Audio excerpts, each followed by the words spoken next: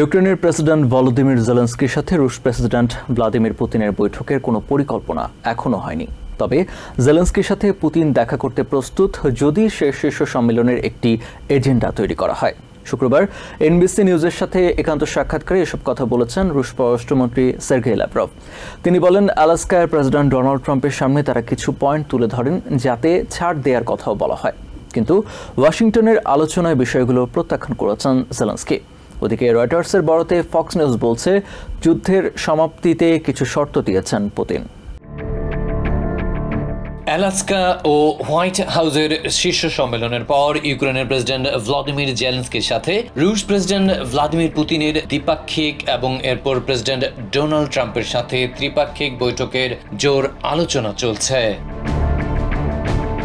গত সোমবার সামাজিক মাধ্যমে ট্রাম্প এবং পরে সংবাদ সম্মেলনে জার্মান চ্যান্সেলর ফ্রেডেরিক মের্জ জানিয়েছিলেন 2 সপ্তাহের মাঝে পুতিন জেলেনস্কির বৈঠকটি অনুষ্ঠিত হবে। কিন্তু শুক্রবার এনবিসি নিউজের সাথে একান্ত সাক্ষাৎকারে রুশ পররাষ্ট্রমন্ত্রী সের্গেই ল্যাভরভ জানালেন, জেলেনস্কির সাথে পুতিনের বৈঠকের কোনো পরিকল্পনা হয়নি।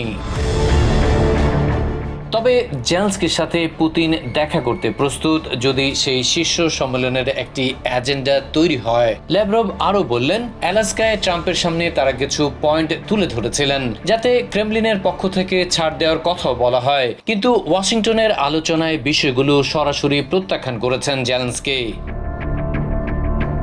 ল্যাভরভ বলেন, কিছু মৌলিক বিষয়ে ওয়াশিংটনও একমত হয়েছে, যেমন ইউক্রেনকে নেটোর সদস্য পদ দেয়া থেকে বিরত থাকা, অথচ এসব মেনে নিতে ভ্লাদিমির এবং তার ইউরোপিয়ান মিত্ররা অস্বীকৃতি জানিয়েছেন। এমন হলে কি করে আলোচনায় বসা যায় বলে প্রশ্ন তোলেন রুশ পররাষ্ট্রমন্ত্রী।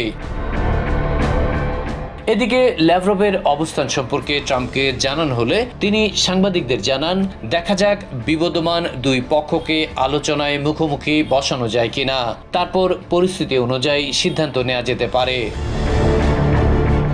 ওদিকে ইউক্রেনের উপ পররাষ্ট্রমন্ত্রী সের্গেই কিসলিস্টিয়া এনবিসিকে জানালেন, ভূমি বিনিময় নিয়ে কথা বলতে প্রস্তুত আছেন জেলেনস্কি, তবে সবার আগে কিয়েভের নিরাপত্তার নিশ্চয়তার বিষয়টি গুরুত্ব দিয়ে দেখতে হবে বলে জোর দিয়ে জানান তিনি।